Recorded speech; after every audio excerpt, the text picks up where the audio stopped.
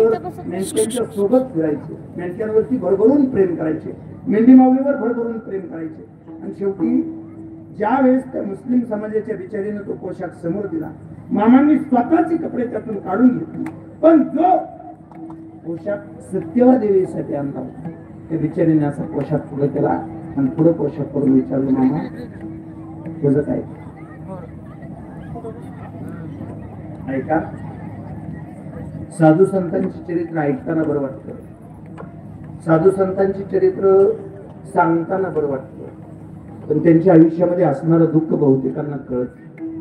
मामांच्या वाटेला आलेले हे दुःख आहे, मामांच्या वाटेला आलेले ह्या यातना आहेत, ह्या वेदना आहेत. मामांसारखा महान संत शेवटी तिने विचारलं ह्याचं काय करू? तेव्हा मात्र डोळ्याला पाणी आलं. काय करणार? सत्यवादेवी सोबत नव्हती.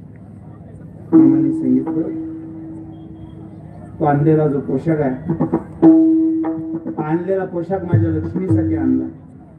जर हा पोशाख माझ्या लक्ष्मीसाठी आणला असेल तर हा पोशाख माघारी नेऊ नको. हा पोशाख माघारी नेण्यापेक्षा तिथून पुढं मेंढी माऊली हीच या बाळू धनगराची लक्ष्मी आहे. तिथून पुढं ही मेंढी माऊली हीच या बाळू धनगराची लक्ष्मी आहे. आणलेला पोशाख माघारी नेण्यापेक्षा जर समजा वटीचं सामान घेऊन आली, खणा नारळाची वटी घेऊन आली, तर माघारी घेण्यापेक्षा तीच खणा नारळाची वटी मेंढी माऊलीच्या गळ्यात बांध. तेव्हापासून आजपर्यंत मेंढी माऊलीच्या गळ्यात वटी खणा नारळाची वटी बांधायची प्रथा सुरू आहे. तिथपासून ती प्रथा सुरू झाली. हा म्हणता शंकर भोसलेंचा नंबर पुढा आला. शंकर भोसले नावाचा भक्त पाठीमागे होता, त्याला का कुणाष्टो पण मामांना प्रचंड तळमळीनं भेटायचं होतं. त्या तळमळीनं शंकर भोसले पुढा आला, मामांच्या समोर आला. आज मात्र शंकरची काहीतरी सांगत होती, आज मात्र शंकरला वेगळं काहीतरी बोलायचं होतं.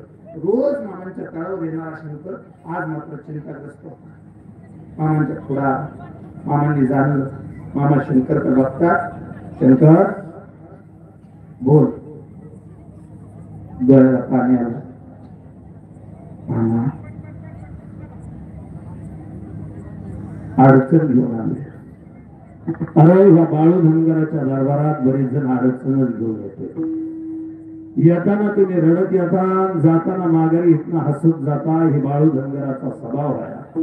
माझ्या गावात आलाया आणि अडचण घेऊन आलाया, त्याच्यावर काहीतरी इलाज काढू सांग फक्त. शंकर झालंय काय? डोळ्याला खळखळ पाणी आलं.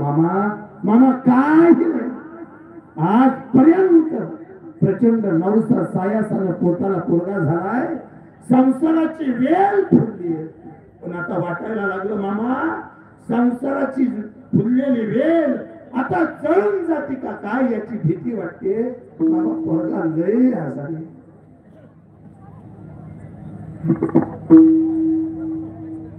शंकरकडे बघितलं, शंकरकडे बघून सांगितलं, शंकर पोरगा आजारी असं म्हणून उठले का शक्य तेवढ्या लवकर परत होईल. शंकरला वाटलं कदाचित,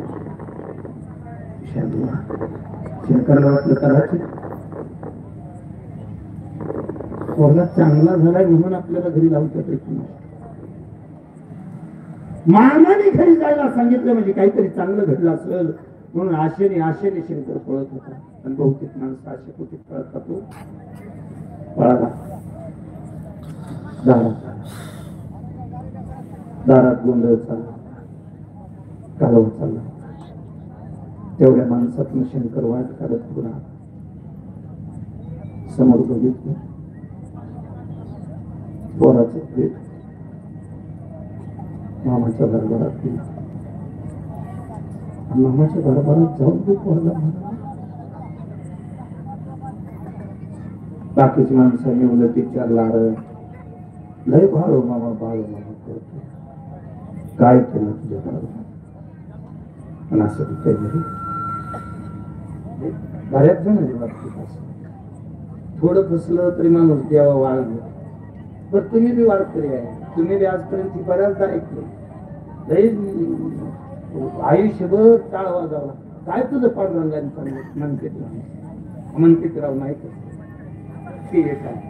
माझा देव आडच्या हाताने किती चांगलं करतो हे फक्त कोणाच्या ध्यानात येत नाही काय.